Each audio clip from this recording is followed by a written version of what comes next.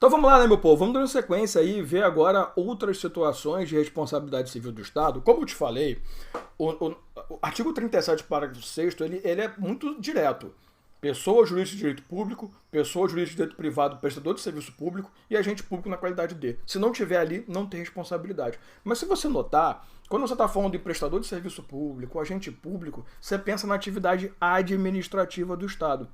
O problema é que o Estado não exerce apenas atividade administrativa. Ele também exerce atividade judiciária. Ele também exerce atividade legislativa. E não é só isso, não.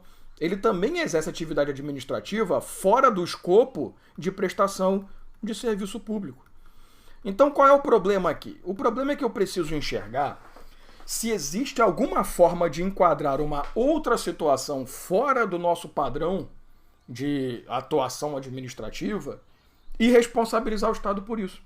É isso que eu quero mostrar para você. Eu vou trazer para você algumas situações muito específicas que podem cair na sua prova. Aqui já é aquela aula assim, vamos chutar o balde, vamos aprofundar ao máximo. Normalmente, até a aula passada, você já mata tudo. Mas em eventualidade, eu preciso falar com você sobre essas situações. Então vamos lá, para eu te mostrar quais são os casos. Primeiro, ato jurisdicional. É possível o Estado ser responsável civilmente, né, por um dano causado a alguma pessoa por um agente de ato jurídico, jurisdicional, pelo Poder Judiciário? Sim, exatamente no momento em que você lê no texto constitucional, também no artigo 5º, você vai encontrar lá a seguinte história. O Estado está exatamente assim no texto. Se todo mundo soubesse ler isso, o Estado estava mais pobre do que já está. O Estado indenizará o preso que foi ilegalmente, né, que sofreu uma prisão ilegal, que foi ilegalmente levado para a prisão, ou que ficou além do tempo fixado em sentença. Então, olha a frase. O Estado indenizará o que foi ilegalmente preso e aquele que ficar além do tempo fixado na sentença. De novo, né, se as famílias do preso soubessem que ficar mais tempo do que deveria gera indenização, a gente estava ferrado. Presta atenção que a Constituição é muito específica. O Estado indenizará. Então ele mesmo veio e falou assim, ó, é atividade do Estado, é risco que o Estado sofre. Então o Estado tem que se enquadrar no risco administrativo, não estou nem aí. Qual é o detalhe?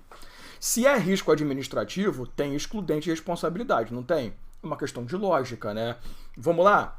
Seguinte, o exemplo que eu quero te dar é referente à prisão ilegal. Porque, veja, existem dois instrumentos chamados, no direito penal, prisão temporária e prisão preventiva. Nos dois instrumentos, você vai preso, você ainda não está necessariamente sentenciado ou condenado, aliás, você não está sentenciado ou condenado, mas você está respondendo judicialmente por uma acusação. Chega no final, você é absolvido, perfeito? A pergunta é, depois desse interregno todo, eu posso entrar com uma responsabilidade civil do Estado por conta dessa prisão? Claro que não, porque a prisão foi o quê? Legal. Não há nenhuma ilegalidade em você ser preso temporariamente, preventivamente e acabar absolvido. Toma cuidado com isso. Eu não estou falando de o cara que é absolvido, ele tem direito. Eu estou falando daquele que sofreu uma prisão ilegal. Ou seja, o processo não garantiu para ele contraditório em ampla defesa, ele foi preso, aquele caso de homônimo, né? Não foi verificada a real identidade, ele foi preso apenas pelo nome, que era idêntico ao outro cara que estava sendo procurado pela justiça. Então aqui é prisão ilegal mesmo. Você lembra a Constituição, ela exige o quê? Para prisão em flagrante, ou melhor, para prisão em si, né? Porque você vai ter lá as regras de prisão em flagrante, desastre, socorro e tal. Para prisão em si, eu preciso de uma ordem judicial, né? Um mandado de prisão. Essa ordem escrita, fundamentada por autoridade judiciária competente. São três características. Ordem escrita, fundamentada e por autoridade competente, que é o princípio do juiz natural, esse ponto aqui, inclusive. Qual é a jogada? Imagina que você é preso, levado à prisão, por uma ordem que não está escrita. Ah, não, tá aqui no WhatsApp, ó, escuta só. Então, não, o cara mandou, tô te buscando, tô nem aí. É claro que a sua prisão é ilegal. Você lembra qual é a frase da Constituição Federal?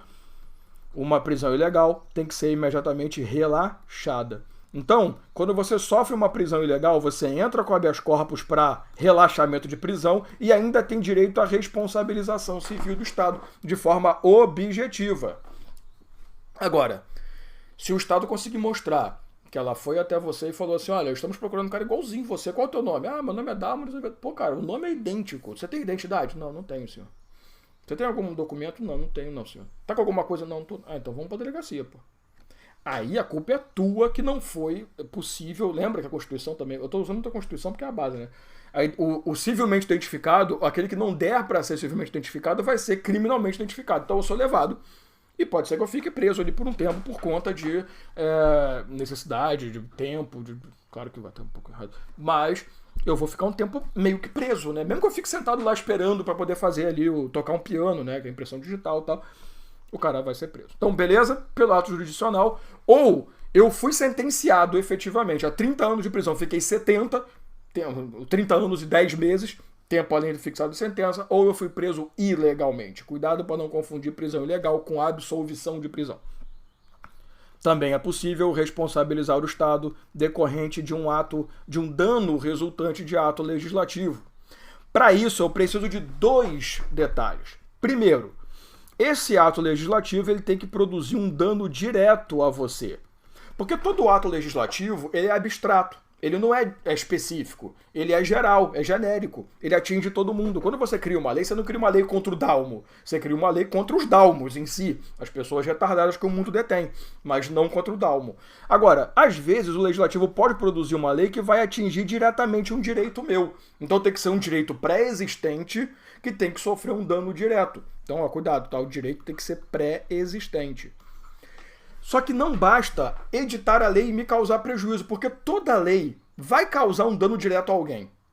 Só que, normalmente, esse dano direto decorre de uma ação constitucional. A Constituição permite isso. Então, para que eu possa realmente ensejar responsabilização do Estado, não só eu tenho que sofrer um dano direto, mas também a lei tem que ser considerada, declarada pelo STF, inconstitucional. Porque, de novo, vira e mexe vai ter lei que você... Ah, mas me causou um dano, quero responsabilização. Não. Se essa lei é constitucional, o dano também é. Então, teoria do risco social, não posso fazer nada. Teoria do risco administrativo, excludente de responsabilidade, faz parte. Agora, se o dano aconteceu e foi declarado inconstitucional, um exemplo clássico é uma lei que reduz a remuneração do servidor público. Você sabe que remuneração do servidor público, de regra, é irredutível. Claro que tem exceção, né? Mas isso aqui não é o direito constitucional. Mas eu vou falar também do direito administrativo, especificamente mais pra frente em relação a agentes públicos. Teremos uma aula só sobre agente público, vai ser gigante, mas nós falaremos sobre isso. Claro que eu não vou colocar as leis 9784, 8112 ali dentro, porque a gente vai fazer um trabalho genérico para depois trabalhar as leis, tá? Mas imagina que você tenha a redução do seu salário, da sua remuneração por lei. Aí vem a Constituição, o STF, opa, isso é inconstitucional, porque a Constituição garante redutibilidade remuneratória. Pronto, responsabilidade do Estado. E por último, no caso de obra. Mas não, é óbvio, obra é serviço público. Se você falar isso, eu atravesso a tela e te mato. Porque se você lembrar na aula de serviços públicos, o que eu te mostrei? Obra pode ser confundido com serviço público? Não. Por quê? Porque obra tem começo, meio e fim. Lembra que é um serviço público? É uma prestação de comodidade ou utilidade pública feita, regido pelo direito público. Os dois enquadram na obra. Porém, de forma contínua, não é temporário. E obra tem fim, pelo menos deveria no Brasil, né? Quando você fala em obra, você tem que observar 2 coisas. Existe a responsabilidade por, ficou feio, né? Má execução da obra. E existe a responsabilidade pelo simples fato da obra. O que é a responsabilidade que é a mais tranquila por má execução? A obra foi mal executada e houve um dano a alguém, houve uma vítima. Quando você fala nisso, você tem que olhar o seguinte, quem foi que executou a obra? Foi um particular? E quando eu falo um particular, eu falo uma empreiteira, uma empresa especializada. Ah, Dalmo, foi. Então, vamos pensar? Ele é uma pessoa de direito privado, perfeito? Perfeito. Então enquadra no primeiro elemento da responsabilidade civil do Estado. Ela presta serviço público? Não, porque faz obra. Então não enquadra. Ah, mas Dalmo, eu não posso aplicar o artigo 37 parágrafo 6º? Não, não pode. Nesse caso aqui, se a obra foi mal executada pelo particular, o Estado, você não pode responsabilizar o Estado por isso. Porque aqui a responsabilidade é privada. Código Civil, de regra subjetiva. Pode ser objetiva, coisa caída, mas isso é direito civil. Agora, cabe... Deixa eu colocar até aqui embaixo, porque olha só, gente, se a obra foi mal executada pelo próprio Estado, é meio óbvio, né? Que a responsabilidade é do Estado. Não é, mas o Estado não está prestando um serviço público, mas ele é uma pessoa de direito público. Então é meio óbvio que lá entra a teoria do direito administrativo, faz parte. O que eu quero é a má execução de obra pelo particular. Né? Por que eu estou colocando isso aqui agora em separado? Porque o particular responde de forma privada, mas pode ser que o Estado entre na responsabilidade, desde que o Estado seja omisso na fiscalização. Ah, sim, claro, porque a partir do momento que o Estado firma um contrato de obra, a Lei 8666 de 93 exige licitação.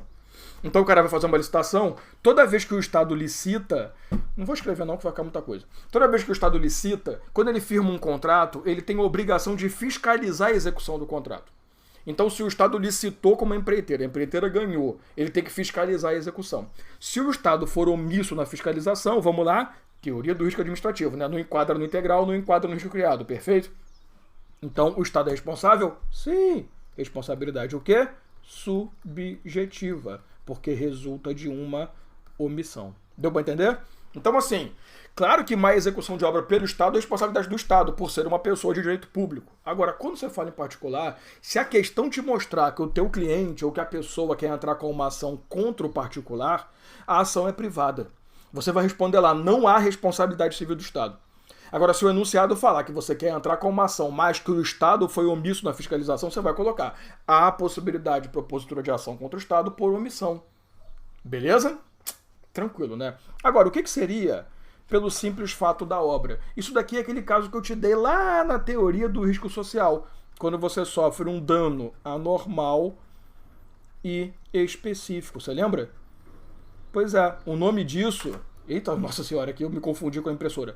O nome disso é responsabilidade do Estado pelo simples fato da obra, ou responsabilidade de obra. A responsabilidade pelo simples fato da obra é uma responsabilidade que traz a ideia de que o Estado fez tudo correto, o ato foi lícito, o dano decorre de um ato lícito, porém, você sofreu um dano anormal específico. Lembra dessa aula? Lembra? O cara fez lá um recapeamento asfáltico, sua casa ficou abaixo do nível da rua, fez uma construção que causou um prejuízo ao teu comércio. Lembra dessa história? Pois é, entra aqui. Então não é uma responsabilidade clássica, é uma responsabilidade excepcional. Tranquilo? Muito cuidado com esse caso aqui, beleza? Então, fechou. Vamos lá para o nosso último vídeo, vamos falar sobre a questão de prescrição das ações específicas, porque ainda falta eu te explicar a ação do Estado em face do agente, para a gente poder matar essa matéria, beleza? Então, até o próximo vídeo.